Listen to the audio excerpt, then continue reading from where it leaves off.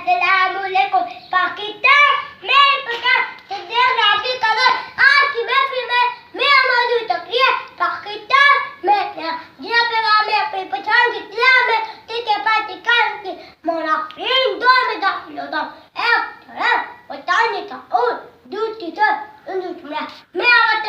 आवतन पाकिस्तान ये जानने वाला किसी बेगम से बोलो कि घर की मैं किसी गुलाम से बोलो दिखेगा मैं फिर आपको साथ हुआ ये पाक सदी पे रहते ये लब्बे कायनात की सबसे बड़ी नेमत में अमी मिट्टी रे बाबा तुम ही करो हम करे इक्का दो ओखे दा तुम ही करो हम भी करे इन अब्बे करे अब्बे पाक होता पाकिस्तान ये मैं और आपका पाकिस्तान ये पार्टी का कमेटी की चाही ये पार्टी का सुमान की तस्वीर ये पार्टी का लाखों मां बहनों दुआओं की तहसीर ये धूप नहीं है ये पत्थर भी फूल है ये धूप नहीं है ये पत्थर भी फूल क्या जाने थे क्या मेरी का वतन में है